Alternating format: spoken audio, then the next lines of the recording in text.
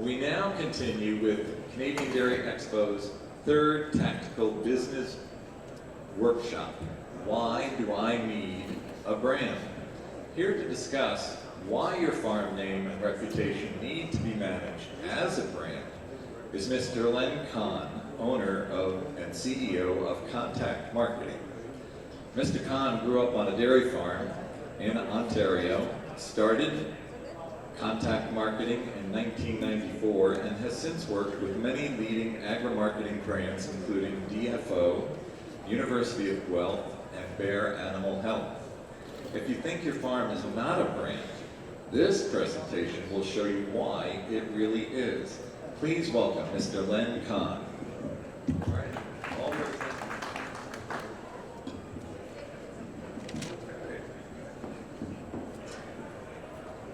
Everyone hear me okay? All right. Well, good afternoon. How's everyone doing today? Good. Okay, this is a totally disassociating experience. I've never stood up on a stage with so many people so far back. It looks like my first year stats class at the University of Guelph. So if anyone feels the need to come up, we'll do a little Q&A at the end of this, and we'll go from there. So thanks for being here. My name is Len Kahn. See a few friendly faces here, but for those who I haven't met, I actually grew up just outside of Oshawa, Ontario. My dad and uncle were in the cattle export business. Bert and Ernie Kahn, believe it or not. So talking about branding, they waltzed into a pretty good brand. So they were in the business of exporting Canadian Holsteins all over the world. Cool places like Cuba and Korea, Mexico, anyone that wanted a domestic dairy industry. Neither my dad or uncle are alive anymore, but they wouldn't be doing that today, obviously. They'd be selling embryos and semen and things like that. So today's topic is branding. What is it and why should you care? I think it's a fairly relevant topic. Dairy being a supply managed industry, one of the questions is why should we care about branding? Because ostensibly the amount of product you can sell is governed by quota, the price is more or less governed. So we're going to talk a little bit about that today, and I'm not going to claim to have a stunning answer at the end of it. You can decide whether branding matters or not. I do. It's see that good looking guy in the red? Inside my portfolio there's a stick, and hopefully there. Okay, now we're stymied because the next part I actually do need my PowerPoint. So PowerPoint is probably the curse of the modern business world. We all rely on it way too much. I apologize. I wish I had a better memory and then I could just spit it out, but I'll try not to look at my slides too much. Hopefully it's one that, what is branding? Hey.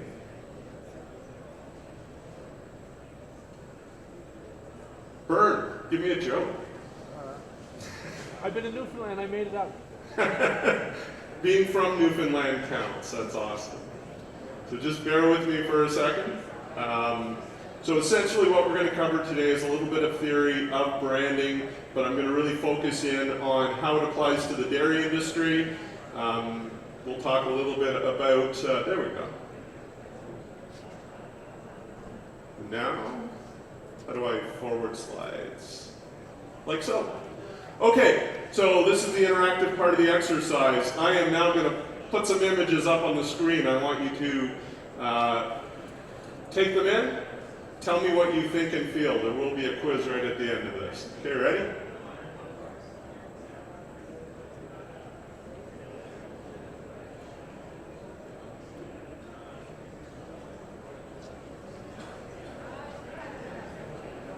Guaranteed. Got to be in every presentation. I was here when the last gentleman was presenting. My picture's better than his.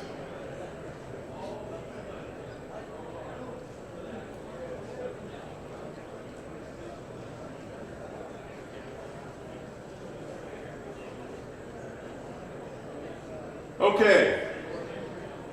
When you see this beautiful logo, from my favorite client, what do you think? Just yell it out. Quality. Quality. Good, bad, or indifferent? Positive. I see heads nodding, people smiling. How about this one?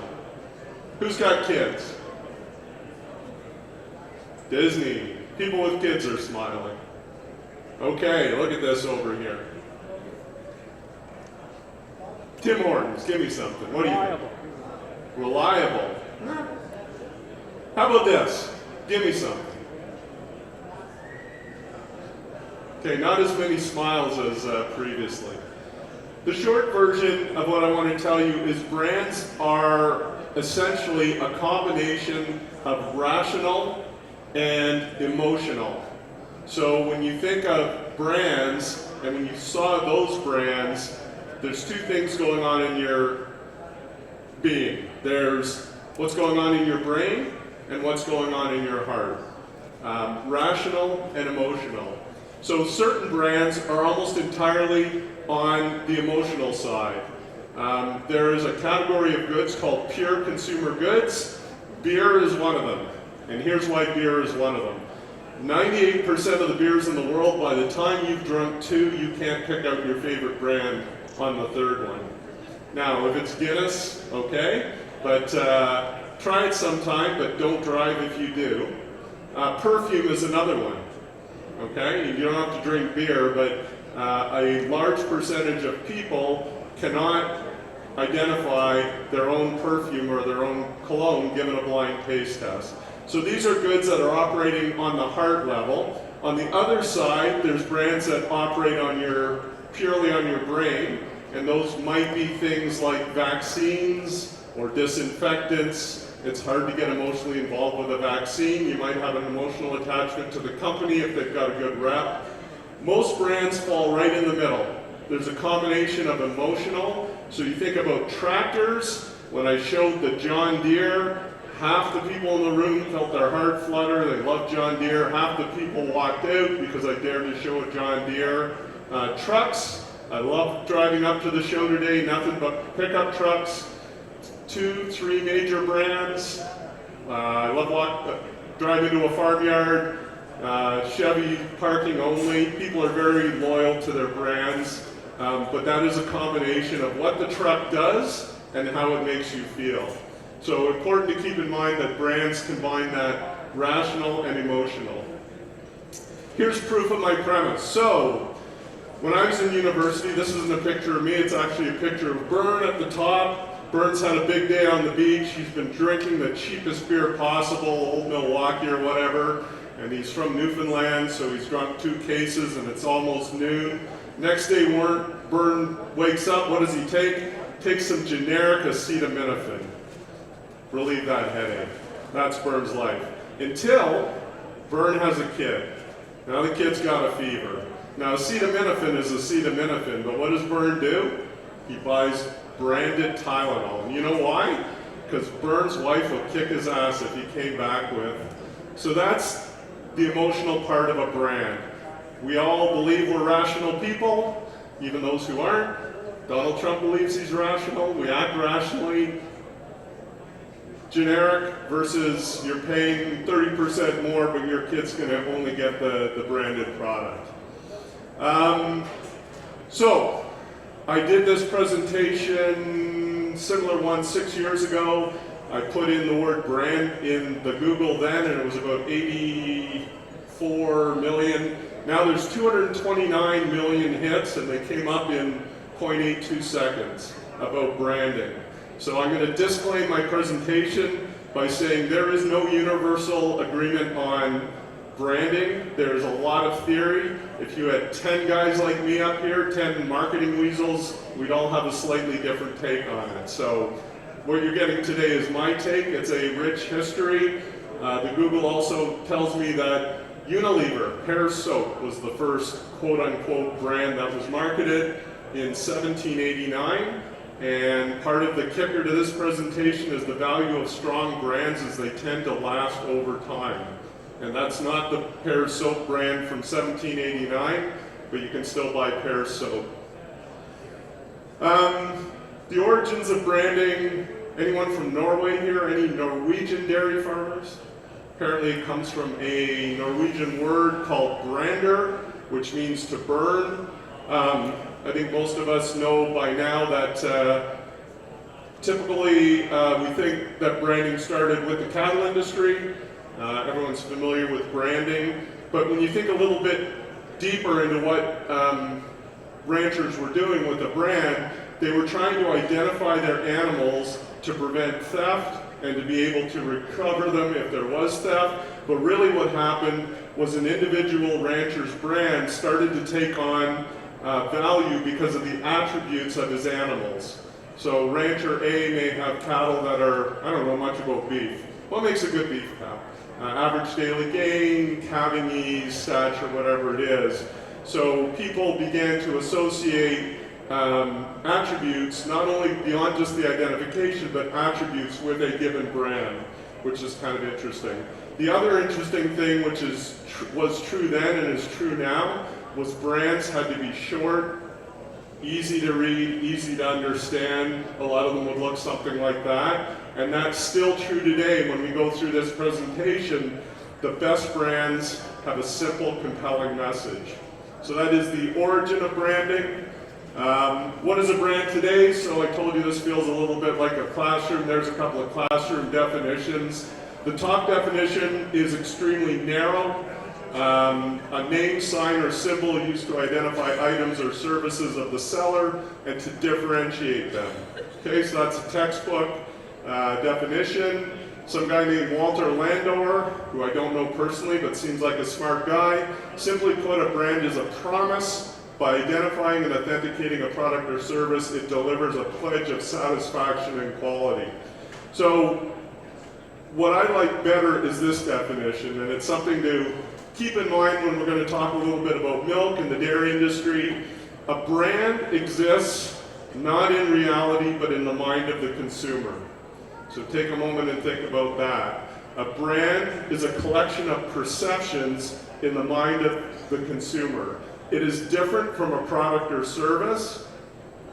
It's intangible in a sense. It exists in the mind. Different people have different perspectives, so if this was a little more intimate setting and I put a John Deere tractor and asked everyone to write the top 3 things that came to mind, we would have a little bit of universality, but there'd be a lot of differences. Okay? A brand is not a logo. Let me be really clear on that, and we'll talk about that a little bit more. A brand is this collection of perceptions in the consumer's mind. So, I'm going to say what I said again, because it's really important. A brand essentially is the sum total of every interaction a consumer has with that entity. So let's think about Air Canada for a second. On the way up here, I was thinking how old I am, because I've actually flown for 4 decades. When I think about it, 4 or maybe even 5. In the 1970s and 80s, Air Canada was probably the worst brand going. And it was slagged from coast to coast. People flew Air Canada reluctantly. All you had to do was bring it up in conversation and you could get everyone kind of bitching about Air Canada. And in a lot of ways, out of proportion to what they were really doing. So it was a brand that was in trouble. Didn't help that they went bankrupt a few times, and we, the taxpayer, got to bail them out. All of a sudden in the 1990s, something happened. They had an epiphany. Air Canada, if you remember, was the first airline to offer online check-in. All the electronic services that are now commonplace worldwide, Air Canada was a pioneer. Simultaneously, they got their act together on service. The service became better, and all of a sudden Air Canada was not slagged the way it was in the 70s and 80s. However, along came WestJet. How many people like flying WestJet? Show of hands. How many people would pick WestJet over Air Canada given a choice? How many people would pick Air Canada? Air Canada employees do not vote. So it's really interesting. I didn't see any hands for picking Air Canada. Air Canada has elevated its brand. It's a smart, well-performing modern airline. It innovated and brought all this electronic technology, but people prefer WestJet. And that's because the sum total of people's experiences with WestJet is more positive than it is with Air Canada. If you fly WestJet, the flight attendants have a sense of humor. The planes actually, in my experience, are not better. They're the same and in some cases worse. But it's the experience. So about a month ago, keep picking on Vern, but down in the Maritimes, there was an Air Canada flight that was going to be delayed by 2 or 3 hours. They graciously gave all the patrons a food voucher, but the food court was closed. So Air Canada gave them a food voucher, you're on your way. There was a WestJet pilot who was waiting for his next flight. He ordered pizza for everyone in the lounge. How cool is that? This morning, this is very timely, my son is flying to Costa Rica. He's a wildlife biologist. He aspires to be. He was flying WestJet this morning. He's also a knucklehead millennial. Anyone got any of those? Any of you are one of those? And he didn't realize that taking a 100-pound duffel bag full of scientific equipment on a flight to Costa Rica could be a problem. So we show up there with his bag, and it's all bad things are starting to happen, and even worse for him. His mother, my wife, was there, and she wasn't amused with his lack of preparation. This beautiful WestJet, not attendant, but employee came over and said, "I'll take care of you." And she took him to the oversized baggage and checked him through. Every experience that you have or someone has with you forms your brand. Think of it, how many married people in the audience? A good chunk. So if you're a man and you're married, you know how marriage works. You start marriage with a balance, a positive balance in your marital bank account. On day one, your bank account is full. Throughout the course of your marriage, there will be rapid withdrawals, a few additions, and you never really know why you were winning or losing. Your brand is the same way. Your brand has a bank account. Tim Hortons is probably the most iconic Canadian brand. If Tim Hortons did something wrong or they messed up, we as Canadians would likely be more forgiving than if another company that didn't have that same brand and that brand equity were to do the same thing. So it's important, I'm going to touch on this in a little bit with regards to the dairy industry. We are, and I'll include myself, we're not milking cows anymore, but we are the Canadian dairy brand. Everything that we do, including holding this conference, either builds or erodes our brand. And that's the most important thing I can leave you with today. Here's what the big dude at Starbucks said. Our product is a lot more than coffee. Customers choose to come to us for 3 reasons: our coffee, our people, and the experience they have in our stores. If I was to put the Tim Hortons logo up beside that, that would not resonate. That is not Tim Hortons. I'm not sure what the CEO of Tim Hortons would say, but it wouldn't be that. But it would be true for Starbucks. And people, that's another one of those ones. My brother will not go into a Tim Hortons. He's a Starbucks guy. So people are very loyal about their coffee. Starbucks carved out their position. It's different than Tim Hortons. Along came Krispy Kreme, and they got no traction because no one could figure out where they were coming from. Okay, so brands are the sum total of all your experiences with them. Okay, product versus brand. A product is just what it sounds like. It is something that has tangibility and attributes and features. It exists. That chair is a product. Beer is a product. Milk is a product. Okay? Difference between that and a brand is a perception of value over and above the product itself. So anyone can have a beer, but the people at Molson and Labatt's want to convince you that having a Labatt Blue or a Molson Canadian, and probably Canadian's done a better job of this in the last 20 years, is a different experience. It's the story you tell yourself in your head about what kind of person you are if you're a blue drinker. One of my favorites over the last years is The World's Most Interesting Man, Dos Equis. If you're that guy, you know, I don't know how many dairy farmers would relate with that, but I think they were probably targeting urban, youngish consumers who wanted to be a little different. So it's a story you tell in your head. So milk is a commodity. Yes, you can drink it out of the tank, it's milk, until you run a campaign like chocolate milk, which talks about the fact that you can recharge and re-energize using this product. And that was, to me, a brilliant angle with chocolate milk, because chocolate milk has always been, in my mind, the poor cousin of milk. I play hockey with a guy, Dr. Larry Spreed, who works for Gatorade. So Gatorade wants to sell Gatorade to recharge, and I said, what do you think of this? He goes, shit, it's actually true. So this campaign actually got Gatorade nervous because the claims that were being made were bang on, they were believable, and they were interesting. The Got Milk campaign is another effort to take milk from a commodity to a brand. Sexy celebrities drinking milk. Okay, so that's as you move from product to brand. Here's something to really keep in mind. Companies don't own their own brands. Consumers own your brand. So the infamous tale of Coca-Cola, a few of you look almost old enough to remember this.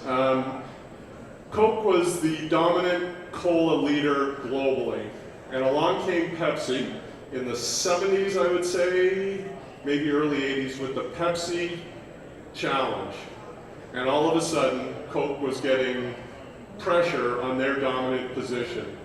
And at a certain point, I forget which year it was in the 80s, Coke went, uh-oh, and they changed their formula. Now, there's lots of urban legend whether this was all a big ploy to sell more Coke. To the best of my knowledge, it was not. The Coca-Cola company would have done all their research. They changed their formula. They were now beating Pepsi in the taste test. But when they screwed around with the Coke brand and came out with new Coke, and this is before social media, so this happened organically, there was a universal revolt against new Coke, which caused them to pull it off the market, go back to old Coke, which they now had to call Coke Classic, and it's only, I'd say, in the last 10 years that they fully recovered. Now that they have, they can easily go to, what's that thing at the end? Coke Life. Okay, like Jerry Seinfeld's got a joke about life cereal, like it's cereal, it's not good God Almighty, but Coke Life, they can do that because that's not messing with their core brand. Okay, but what they couldn't do was take the Coke that we all knew and loved and change it to new Coke. There is no new Coke, there's only Coke. So again, a brand is owned by the consumer, it exists in the mind of the consumer. It's not what we say it is, it's what they say it is.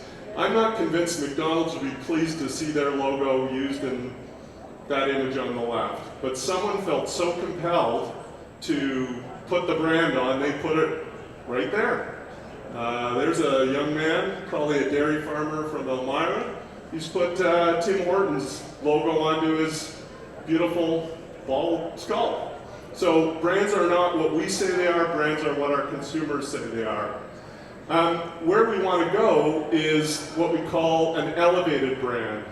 So we've talked about products, we've talked about brands. Really where you want to be, and think of milk in this way, is we want to be an elevated brand. So an elevated brand is the only choice. So someone who rides a Harley wouldn't even, if they were stuck in the desert, wouldn't get on a Suzuki or a Honda. They're a Harley guy, or you're a Tim Hortons guy, or you're a John Deere guy, or you'll only eat organic food. I am very pro-modern agriculture. I've made my whole career in this industry, but one of the beautiful things about living in North America is we have choice, and there are people who believe they are doing definitely harm to the universe if they don't eat organic, and they will only eat organic. So, deep emotional connection, it affects how we feel not only about the brand, but about ourselves. Price is not an issue. Harleys are how much more? 20% more than the next comparable brand, and maybe not technically as good. We can argue about that, but a Harley guy will only drive a Harley. So that's where we want to go. The question that I'm going to, hopefully I'll leave some time at the end, is where do we think we are in the dairy industry? Is milk a commodity? Is milk a brand? Or is milk an elevated brand? So we'll leave that till the end. The purpose of branding, there's a number of purposes. I'm going to skip forward a little bit more quickly here. The biggest one, companies do not invest in brands and branding for any other reason than financial gain. This is an old slide. I could not find a way to update it, but if you look at the Coca-Cola company, this was, I'm not sure, it's at least 5 or 6 years old. It was worth $120 billion. 50 of that was brand equity. So they're carrying $50 billion on their balance sheet for something that I just told you exists in your brain, not in their plants. So if you take all their bottling plants, you put all that together, 70 billion, $50 billion is brand equity. So that's why companies invest in brands and branding. That's why some of the money that you guys work hard for that gets diverted into brand activities and branding, there is a business case behind it. I don't know if it's quite that, but Nelson Peltz, who likes Snapple. Snapple was a dog brand. This actually happened. I was living in the States for a couple of years. Mr. Peltz bought Snapple for $300 million. He enhanced the brand image, he enhanced the branding package, and he sold it for $1.45 billion in a short period after that. So branding is about money. Same reason the NHL is not going to the Olympics. It's about the money. There's lots of business advantages. They all come down to money. You can charge more if you have a strong brand. You can hold out competition. So why is Dunkin' Donuts not in Canada? I just read the Wall Street Journal last week. Dunkin' Donuts is the #1 coffee brand in the US, bigger than Starbucks, bigger than anything else, because they know if they came up here, they'd have to take down that giant called Tim Hortons. And the same with Krispy Kreme. So, barrier to customer defection. Once Apple gets you on their platform, you ain't going anywhere. Because now you are on the iCloud and your phone's tagged to your music, is tagged to your TV. Less vulnerable to channel decisions. I picked Stanley Tools. Canadian Tire has a lot of choice of what to pick, but if a lot of people are asking for Stanley Tools, they will not ditch Stanley Tools. So, any number of benefits to branding. Here's a big one. In times of stress and uncertainty, we all gravitate towards brands we know. So if you're traveling and you're in some part of the world that you're not sure of the food or the quality of the restrooms, where will you go? You'll go to a McDonald's, you'll drink a Coke because you trust it. Okay, in times of uncertainty, we tend to gravitate towards brands that we know and trust. Okay, so from an industry point of view, there's really only 2 things that you can do to enhance your brand. Remember, the brand exists with you, the consumer. It's the sum total of every experience you have, but there's 2 things that when we work with companies like Pioneer or DuPont or the University of Guelph, consistency. So the bigger the company, they'll end up with a brand standards manual about that big. Use the brand consistently. So when you're looking at these, there's a nice set of brands over there. When you see how they communicate, how their people dress, how they talk, consistency and frequency. So that's why you'll see ads running frequently for better brands. So it's frequency and consistency. That's how brands are built. So for dairy producers, for you guys, I think it's really critical to understand that you are the Canadian dairy brand, okay? This is why I think it's important, and I'm grateful that you guys all hung around for this presentation, to realize that the ads you see on TV are not the Canadian dairy brand, you guys are. So everything you do is reflected in the Canadian dairy brand. How clean your barn is, how you interact with others in your community. So if you're a leading dairy producer and you lose your stuff at a minor hockey game and get arrested, that actually does not do anything good for Canadian dairy, because you and the community are known and respected as someone in a leadership position. So I'm putting a little bit of the onus back on you to say you own the brand and you are the people that are putting stuff in or taking it out of the brand. The sign you have in front of your operation, I love those signs, especially the old wooden ones, hand painted. All these things go together. When we felt the need to drive tractors, not the dairy industry, down to Queen's Park, that said something about the agricultural brand as well, not necessarily the Canadian brand. So we are the brand. And here's the good news. This research comes out periodically. It always comes out the same. Consumers trust farmers, they trust veterinarians, they trust agronomists. So we are in an industry where the consuming public trusts us to do the right things. It's an enviable place to be in. They also trust the Canadian regulatory system.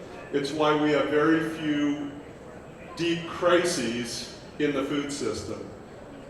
Consumers trust us, they trust the food system. The bad news for me is, guess who they trust the least? Me, marketers. Don't laugh, you're one of those too. One thing we always say to our clients is be careful. Building a brand is relatively easy. Living up to it is more challenging. So companies that put their values out there for consideration, and you can go through this and you'll see some of these brands have done better than others.